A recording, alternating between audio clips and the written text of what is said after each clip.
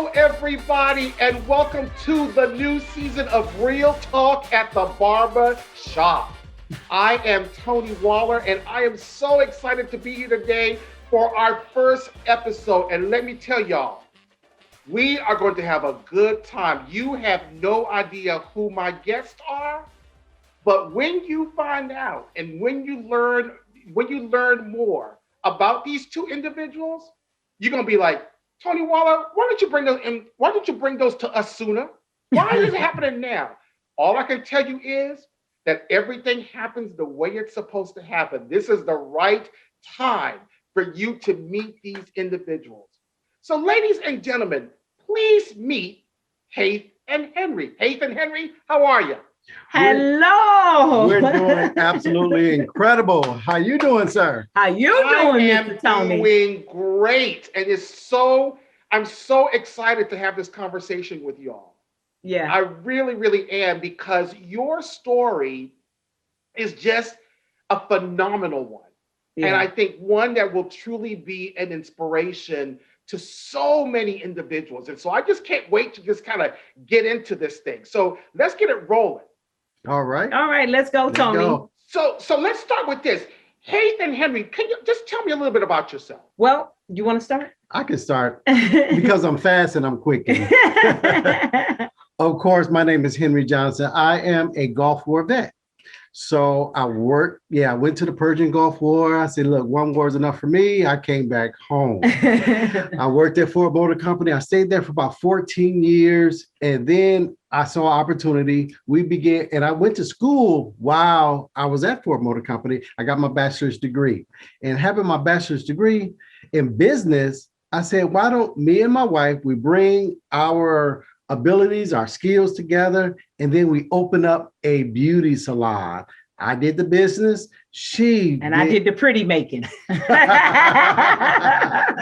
So we combined our talents, opened up a beauty salon, and been running it ever since. So we opened that salon in 1996, and actually we had only been married for about 6 months.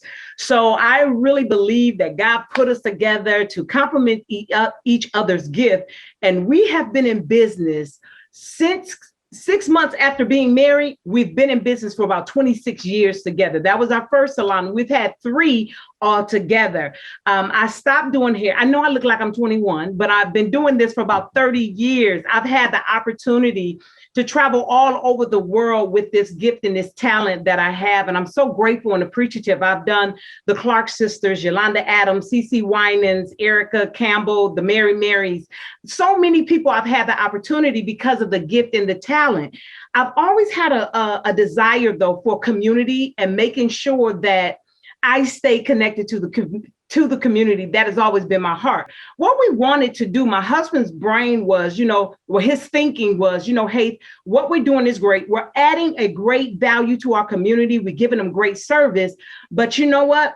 We got to stop sending our people out to other stores. Let us develop our own hair care products to give them real value, that when they come here, we answer all of their beauty needs that when they come in. So every time they would come back and say, hey, my hair is breaking off, my hair is split ends, is dull, I need shampoo, conditioner. We developed a hair care product for every time someone would come in with a challenge. Well, later on, I was impacted personally by a girlfriend of mine who had been diagnosed with stage 4 cancer at the age of 29. Well, she turned about 32 years old. I gave her a wig to work with while she was, going through that chemo process. And when she would come back, I would use the same hair care products that we had invented for or developed for our hair care. When it grows out of your scalp, we created it for them initially. Then what we found out is that when Kayla would bring her wig back, it worked well for her, just as it did, if not better, for all our other customers. And then I said, well, you know what?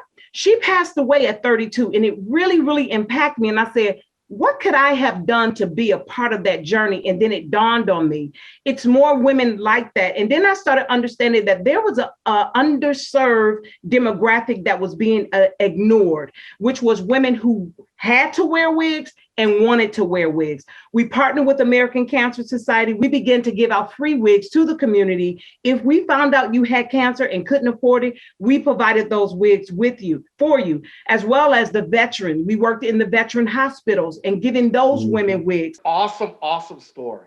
Thank you. And look at all the stuff that y'all are involved in. Yeah. Like Henry, I know you've been doing construction work, and then you jumped over and then real estate, and then you jumped over, to like helping your wife. And hey, you're, working with American Cancer Society. You've got your nonprofit going. Yeah. You got your, you're making all of us beautiful, and you got your wigs, and you got your products, and it just keeps going on and on and on. Yeah. Yeah. I love it. We just believe God takes you from level to level, and you just grow. You don't throw away what he did in the past. Right. You just build on top of it. Yes. And that's what we've done. We just built according to what he gave us. I could not agree with you more. So let's talk about this for a minute. So you have this situation with a client and friend who is suffering from cancer, and you start developing these products, and you realize that these products have a bigger, can have a bigger impact, right? Can have a bigger impact. So now you get this vision, right? Of like, ooh, I got something I can do something with. Yeah. What was the next steps that you had to take in order to say, like, how do I get this kind of vision that I have and turn it into reality? Because it doesn't just happen by happenstance, right? No, it doesn't. Now, at the time, we didn't know Walmart could actually take our product. We were just like, okay, let's help people. And that's what our goal was, to help people.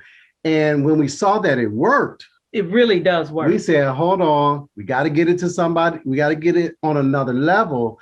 And we began to prepare. Preparation is key in going to every next level in your life. Yeah. So we began to prepare. I mean, as far as making sure I had the right bottles, making sure I had the right UPC codes, making sure each of my products would be shelf ready before I can even take it to a retailer such as Walmart. And we began to prepare for that. And before you know it, we answered the call for an open call. And we got that opportunity for the open call. And then we just began to pitch because. But hold on, Tony, because what he's leaving out is this part. Okay. Tell us. We had applied for the open call 2 years ago. Yes, in 2019. Yes, and they gave us that letter that no supplier wants to get. It starts out with unfortunately. Unfortunately. Thank you, but unfortunately. And so I was like, oh my God, I was kind of devastated because I just knew that when you have a knowing that we're supposed to be with Walmart. So my husband was like, it doesn't matter. We're going to get in Walmart. I know beyond a shadow of a doubt. He said, next year we'll apply again. But what I'm going to start doing is preparing. Yeah. I'm going to start making sure my bottles are ready. Everything. I'm going to give them no reason to tell us no. So I said, okay, yay, do it, honey. And I just rooted him on, but he really I would be up at 3 a.m. and he'd get up and he's working on labels or he's working on ingredients he really did put the work on. And so when the opportunity came around for the virtual open call, my husband was like, hey, I'm going to apply again. And he did. Not only did he do that, but a year and a half before, he started putting his finances in place. Yes. The pitch deck in place. So he was really, really serious. And I would tell that to any supplier. If you're serious, it's like a Michael Jordan championship. That's how I see it. If you want to stump with the big dogs, you want to win those big wins, you got to put the work in. Yeah. And he did do that. And so when we sat there and we talked to our buyer, she sat back in that chair and she said, well, this has been the best pitch that I've heard all day. What you've said here is so incredibly rich and important. And I hope that others who have the opportunity to watch this episode listen really clearly to what you have said. Yeah. Because I have often these conversations with individuals who come to me and say, I want to, present my product to Walmart. And you can ask them basic questions that they can't answer. They and don't then know. don't understand why they can't get their product in. Correct. Right. And so preparation is so key. It is. So key. Yes. And I love how you all, the hard work that you put in. I love the fact that you all practice the way that you all practice. Yes. Oh, Because yeah. that is Yes. what it takes to make it happen. Yep. And you got to be willing to make the sacrifices. So we didn't have days off. It was, if you want to step on the stage of warriors, you got to kill your giants. Henry, I so appreciate something else that you said in your comments about or in the discussion where where after you got the letter, you were like, I know it's going to be our turn, and I'm not going to give up. I'm gonna do this again. And it's always the other thing that I try to tell people who are trying to get product in. It may not happen the first time. Yeah. It may not happen even the second time. But if you truly believe that what you have is of value. You learn in sales that many times you get turned down 9 times before you get that one yes. That one yes. So you have to have that tenacity. And that was the tenacity we had. And we were willing to get turned down just to keep going, and then find out and get feedback as to why we got turned down, so that we can, okay, I'll fix this, I'll work on this, I'll talk about this, and then we just fine tuned it according to the critiques that we received. So the first year we didn't get it, but that second year, oh man, we were ready, Tony. And you know what, Tony, I would say this to any supplier that wants this journey with the open call: you got to get some no's. You have to let that be okay. Let that and you said it best when you were introducing us. Timing is everything. You do not want to be on the shelves before your time. So talk to me a little bit about the open call process. And for those in the audience who may not know what the open call process is, it's an opportunity that our buyers present to suppliers all around the country, where they're able to pitch their products to us, in a way that opens a door that otherwise may not open. What was the journey like from the moment you said, okay, hey, I'm filling in the application, right? So you tell Haith this, and so what did that journey look like up to the point that you were, you came and did your pitch? Well, the first thing we did is, number one, it's on Walmart.com website. Yeah. And that is the first place we went to, and we saw open call. Clicked it. It took us to Arrange Me. Now we began to fill out the different forms in the process and do the application on the Arrange Me. And as we began to do the process that was already laid out, because it's simple, they lay it out for everyone. And then they'll let you know when open call is going to happen. Once you put your products in, then you wait. And they will contact you. They'll get in touch with you, let you know, okay, we're ready to talk about your particular product. But all while he's waiting for them to contact us to let us know virtually if we able to pitch to our buyer. He said, because we have to do such, because when Walmart calls, because Walmart's going to call us. And I'm like, boy, you are a man of faith for real. I said, wow. Tony, we have it written all over the walls, our bedroom wall. Yes, that they were going to call. Yeah. And then it was also getting that pitch deck tight. Making sure that pitch deck, and you talk to some suppliers, they like, well, what is a what? What is a who? Yeah, you got to have that pitch deck. That pitch deck is your little short resume, and you take them on a journey of your story without taking up a lot of time. And so our journey, but Tony, let me say this before we go to another subject. The day that it came, I got the notification because my husband put it under my email address. So we had came in from a long day. We had actually a visitation from the White House because we had gotten 2 rewards of appreciation for the work that we do with cancer survivors and with veterans. So they sent dignitaries to present us these awards. It was a long day. It was an amazing day. We get in, I hear my phone go ding. I look down and it says Walmart. I open it, says, congratulations, you will. I said, Henry, you're not going to believe. I did. I said, honey, I got to go lay down. Take my phone because I'm going to lay down now.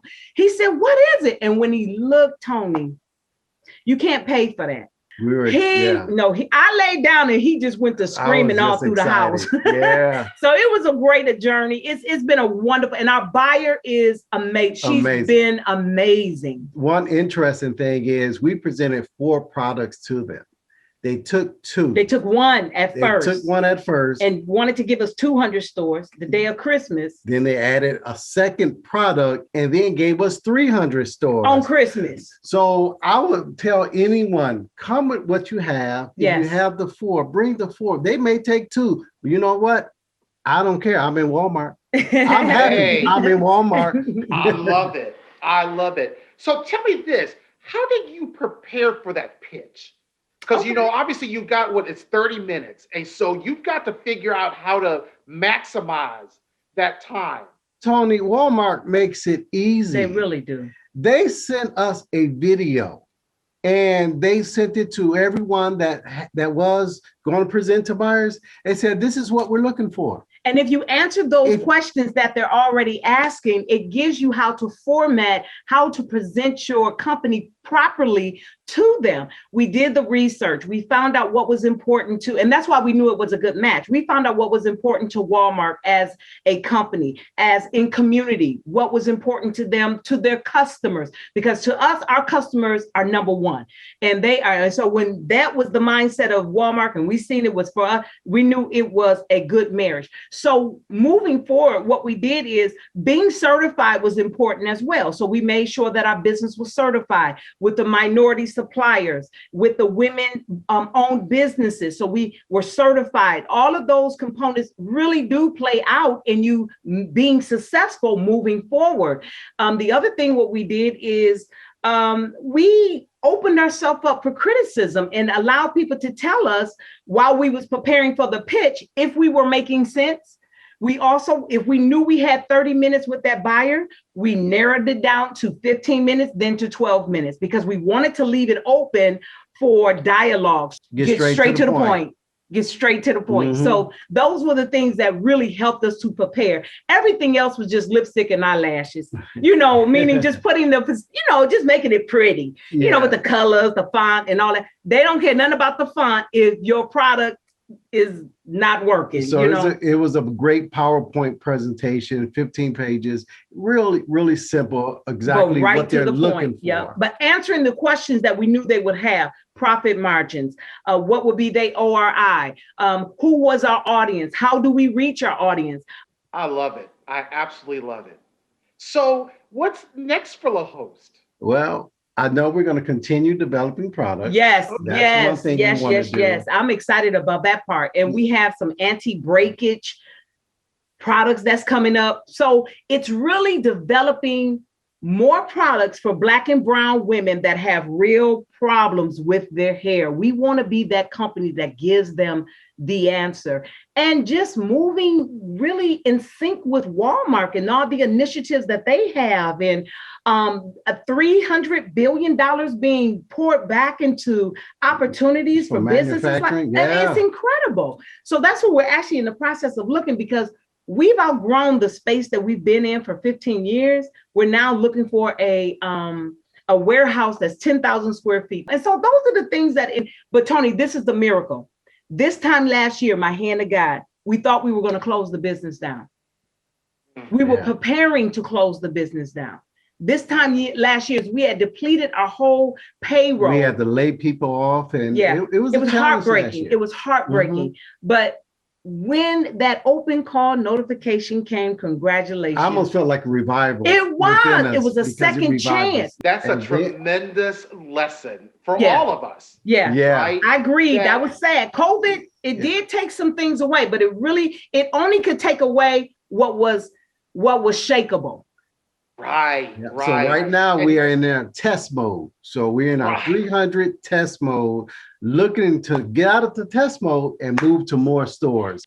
What would be your advice to anyone who is looking to make that pitch?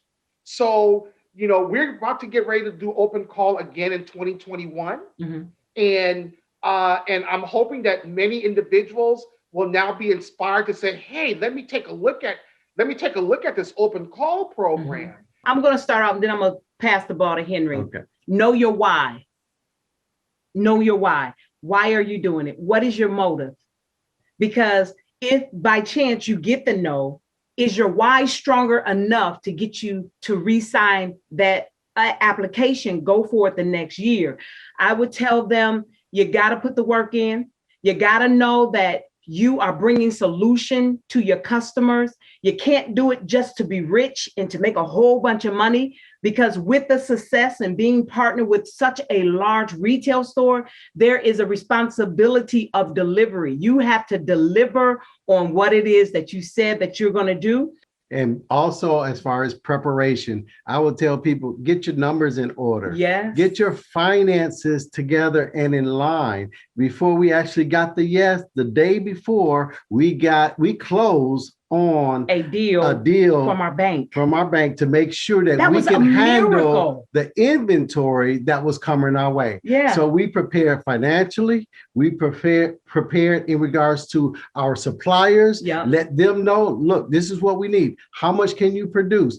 And we knew how much capacity that we could really support. So we were actually prepared from the capacity, the financial, from mentality, and with the staff that we were going to bring on. So we did a lot of preparing. So we would advise people, don't put yourself out there to a point where you can't handle it. You think you can handle it, but these orders, these POs, they come in fast. That's really great advice, not just for open call, but just as somebody who's thinking about becoming an entrepreneur. I love it. So on a personal note, what inspires you? Giving people hope, for real, giving people hope. The first time that I was able to give a woman that had lost all her hair, devastated, I recently was able to give a young lady a wig who had lost both her breasts. She had both her breasts removed, and she had a 6-month-old child. And being able not to breastfeed her children was devastating to her. And so when she submitted me her video to ask me for a wig, and I said, absolutely. And I personally called her myself. And I said, listen, I want to make sure that you get this. I got her address and I sent it to her. She sent me back a video of her in tears and her husband embracing her, saying, thank you so much for giving my wife back a sense of normalcy. So we were able to give that woman hope. What inspires me is faith, and really, really simple, but it's doing my assignment. As we spoke about earlier, that's good. I've embraced my assignment, and every day I wake up and say, Lord, what do you want me to do for the day? We go and we do that.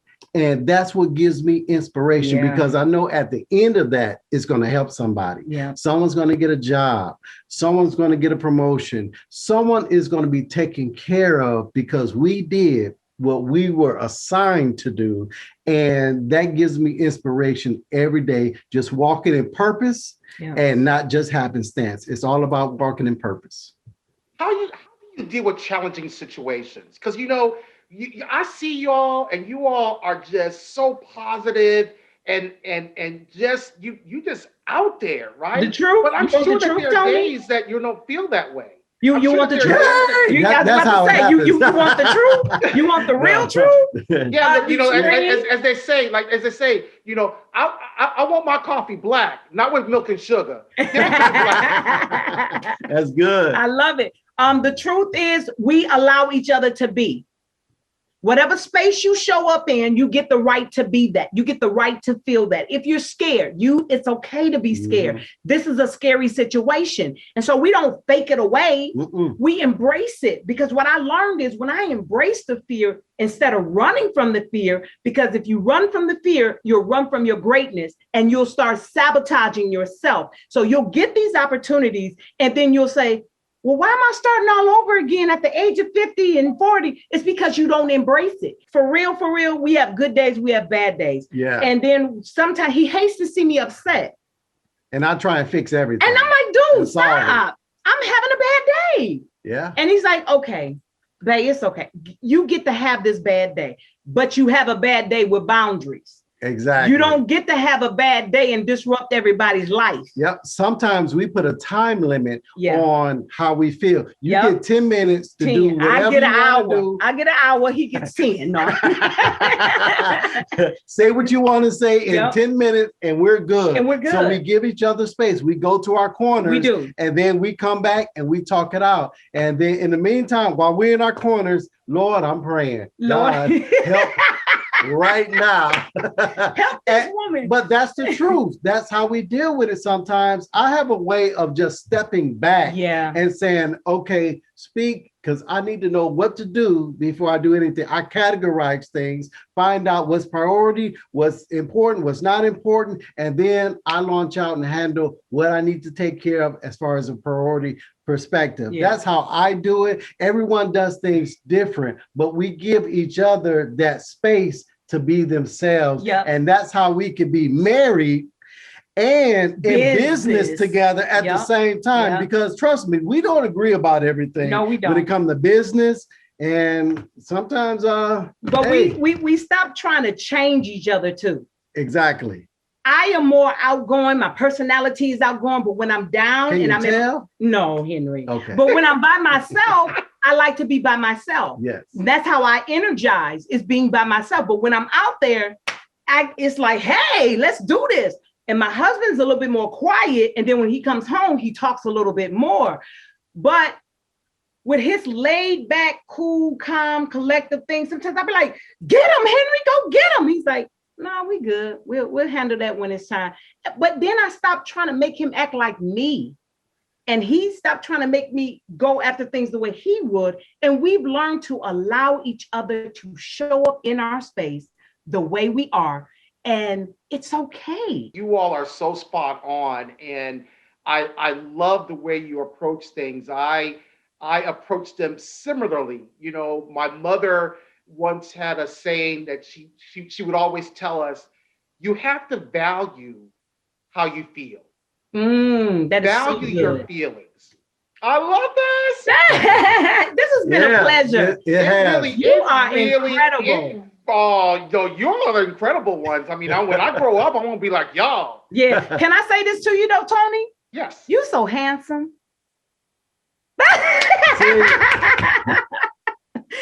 Well, I know this part can be cut out if I want to. Like, go on, girl.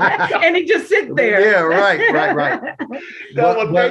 Thank you so much. But I have to tell you, you have made my day. This has been such a fantastic conversation, and I, for one, will be watching your journey. Oh wow! Very, very carefully, and just continuing to learn, because I know that this conversation is just the tip of the iceberg. Wow! Of the lessons that are in store for me as just an individual, right? Yeah.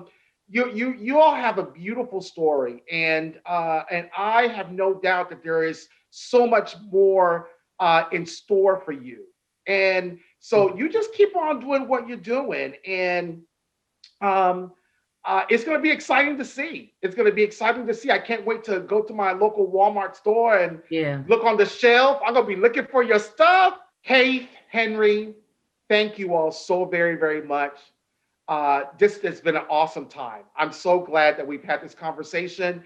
I'm so glad that you came to hang out in the barbershop with me. And I just know that this won't be the last time. It won't be. We'll have a continuing conversation. Good. Thank you. I hope that you'll let me visit with you again sometime. Oh, please. Anytime. What are you talking about? Anytime. We're on your platform. This is amazing. What an honor. When we got the call from your team, it was like, are you serious? My husband was like, I don't know. I said, we can do it.